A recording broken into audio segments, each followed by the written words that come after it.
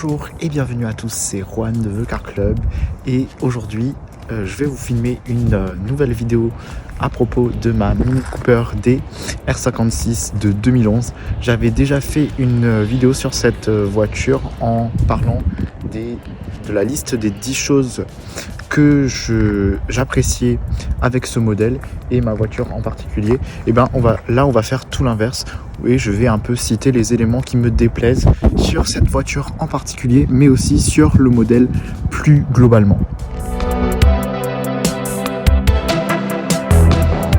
Bien évidemment, je fais pas cette vidéo pour vous décourager à acheter une Mini. J'adore ma voiture, mais voilà, ce sont des éléments qui me déplaisent. Comme on est dehors, on va directement commencer par là et parler de l'esthétique de la voiture. Alors la première chose, c'est que c'est une voiture qui est assez commune, on va dire. Donc il y a plein de Mini 3 portes de cette génération. C'est vraiment la voiture du peuple, j'ai l'impression, à Toulouse et à Balma. Mais donc voilà, elle est plutôt commune. Après moi j'ai des éléments qui permettent un peu de la faire sortir du lot et c'est pour ça que j'ai choisi celle-ci. C'est les jantes de 17 pouces, très sympa je trouve. La config qui est très très bien optionnée avec toit ouvrant, siège intérieur full cuir, etc., etc. Toutes les options navigation que j'avais mentionnées avant. Je profite pour vous montrer, vu qu'on est de ce côté et exposé au soleil, le deuxième aspect, c'est toutes les imperfections que cette voiture a. Là on voit la tonne de micro-rayures sur la carrosserie, les rayures, les pets qu'il y a, enfin même pas avec moi, qui avait déjà sur la voiture, mais qui me rendent un peu fou. On a le pare-choc qui est frotté ici à l'avant. Et là, la peinture qui sort carrément et qui s'écaille. Pareil sur les jantes qui sont oxydées. Voilà, donc tout ça à refaire. On en a pour pas mal de dépenses. 600 € pour les jantes, un polissage à 300 €, un pare-choc à refaire 200 € et le bas de caisse ici à refaire. Enfin le bas de caisse, l'espèce de seuil de porte à refaire qui aussi doit avoisiner dans les 200 €. Voilà, c'est assez cher. Il y a des rayures profondes aussi qui ne pourront pas partir. Bon, ça me dérange pas non plus énormément. Du moment que globalement, elle reste belle cette Mini. Mais pour le coup, on va pas se mentir, c'est mon côté maniaque qui ressort plus qu'autre chose. Pour le prochain élément, je vais rentrer à l'intérieur et allumer la voiture. Et normalement, vous allez entendre de quoi je parle. Si je baisse les vitres.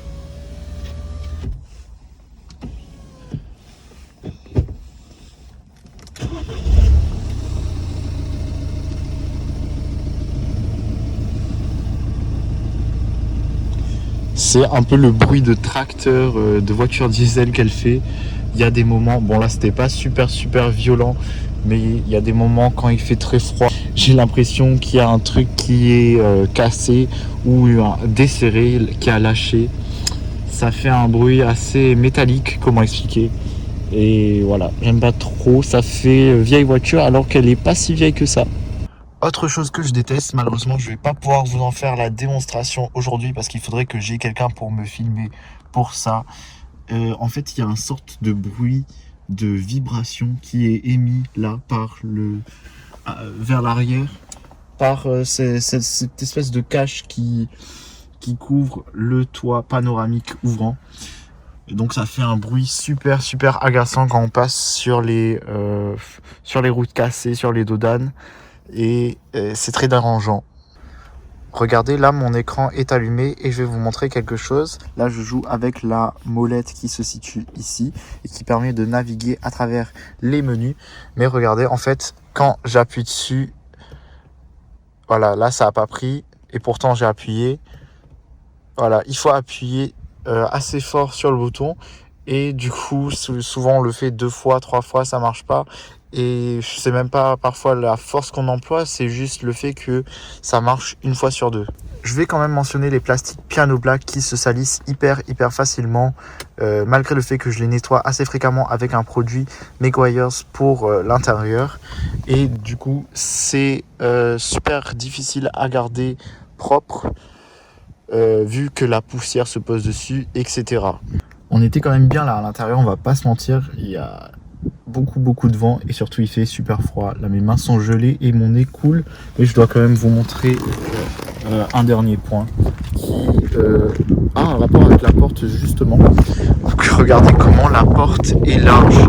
Moi je déteste me garer à côté des autres voitures pour prendre des coups, des petits pets supplémentaires, même si elle en a déjà certes, mais du coup j'aime bien me garer sur les places, dans les parkings souterrains qui sont près des colonnes par exemple. Comme ça je laisse plus de place. Et avec cette voiture le problème c'est que même si on laisse plus de place, j'ai l'impression quand j'ouvre la porte qu'en fait je touche pratiquement la voiture à côté et c'est stressant quand on a des passagers qui eux s'en foutent. Ils pourraient ouvrir la porte sans faire attention, abîmer la voiture de quelqu'un d'autre ou la vôtre en passant. Voilà les amis, c'est la fin de cette vidéo. On est d'accord, j'ai quand même parlé de choses qui sont mineures et normalement ça ne devrait pas vous empêcher d'acheter une Mini, pas du tout même. Je vous remercie d'avoir regardé la vidéo. Si vous avez aimé, pensez à vous abonner et à mettre un like. Et je vous l'avais dit, mais je prévois peut-être de vendre cette voiture pour me prendre une série 1 Estoril Blue, donc je rêve. Donc soit si vous avez cette voiture et vous souhaitez vendre une série 1, contactez-moi. Et aussi si vous êtes intéressé par la Mini, dites-moi aussi si vous pensez que c'est une bonne idée en premier lieu de la vendre, parce qu'on me dit mais quoi, t'es fou, c'est une super voiture, en plus tu vas dépenser tes économies dans une voiture qui pourrait être presque pareille au final.